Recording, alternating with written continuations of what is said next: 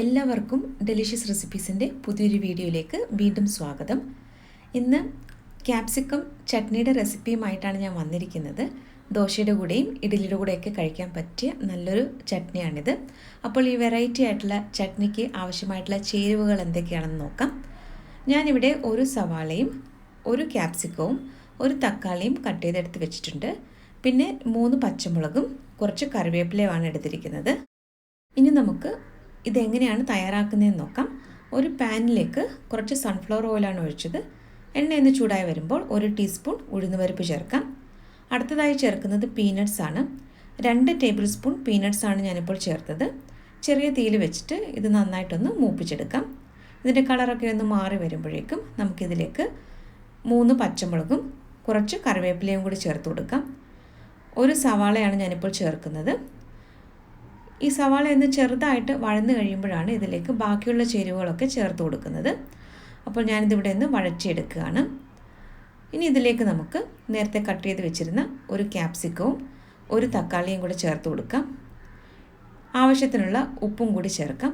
എന്നിട്ട് ഇത് നന്നായിട്ട് ഇതെല്ലാം ഒന്ന് മിക്സ് ചെയ്തെടുക്കാം. ഞാനിപ്പോൾ ചെറിയ തീയിൽ വെച്ചിട്ട് ഇത് നന്നായിട്ടൊന്ന് ഇളക്കി കൊടുക്കുകയാണ്. നല്ലതുപോലെ ഒന്ന് മിക്സ് ചെയ്തെടുത്ത ശേഷം നമുക്കിതൊന്ന് അടച്ച് വെച്ചിട്ട് വേവിച്ചെടുക്കണം. അപ്പോൾ ഞാനിതിവിടെ അടച്ചു വയ്ക്കുകയാണ്. നമുക്കിതൊന്ന് തുറന്ന് നോക്കാം. ഇപ്പോൾ ക്യാപ്സിക്കവും തക്കാളിയും സവാളയൊക്കെ ഒന്ന് വഴന്ന് വന്നിട്ടുണ്ട്. ഇനി ഇത് തുറന്ന് വെച്ചിട്ട് നന്നായിട്ടൊന്ന് വഴറ്റിയെടുക്കാം. ഇപ്പോൾ ഇതെല്ലാം പാകത്തിന് നല്ലതുപോലെ വഴന്ന് വന്നിട്ടുണ്ട്. ഇനി ഫ്ലെയിം ഓഫ് ചെയ്തിട്ട് ഇതൊന്ന് ചൂടാറാൻ വേണ്ടിയിട്ട് മാറ്റി വയ്ക്കാം. ഇത് നല്ലതുപോലെ ചൂടാറിക്കഴിഞ്ഞ ശേഷമാണ് ഞാനൊരു മിക്സിയുടെ ജാറിലേക്ക് മാറ്റുന്നത്.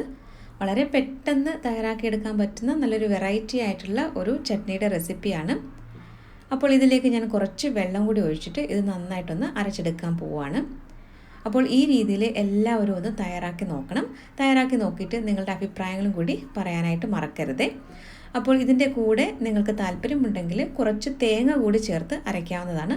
അപ്പോൾ കുറച്ചുകൂടി ഒരു വ്യത്യസ്തമായൊരു ടേസ്റ്റ് ഉണ്ടാവും. അപ്പോൾ ഞാനിപ്പോൾ ഇന്നത്തെ ഈ ഒരു ചട്നി തയ്യാറാക്കിയപ്പോൾ തേങ്ങ ചേർത്തിട്ടില്ല. ഇനി ഇതിലേക്ക് നമുക്ക് കടുക് താളിച്ച് ചേർക്കണം. അപ്പോൾ അതിനു വേണ്ടി കുറച്ച് എണ്ണ ചൂടാക്കിയെടുത്ത ശേഷം 1/4 ടീസ്പൂൺ കടുകാണ് ചേർത്തത്. കടുക് ഇപ്പോൾ നന്നായിട്ടൊന്ന് പൊട്ടി വരുന്നുണ്ട്. ഇനി അടുത്തതായിട്ട് നമുക്കിതിലേക്ക് കുറച്ച് കറിവേപ്പില കൂടി ചേർക്കാം. ഇത് നന്നായിട്ട് ഒന്ന് മൂപ്പിച്ചെടുക്കാം. എന്നിട്ട് ഇത് തയ്യാറാക്കി വെച്ചിരിക്കുന്ന ചട്നിയിലേക്ക് ഒഴിച്ചു കൊടുക്കാം. അങ്ങനെ നല്ല രുചികരമായിട്ടുള്ള ക്യാപ്സിക്കം ചട്നി ഇവിടെ റെഡി ആയിട്ടുണ്ട്.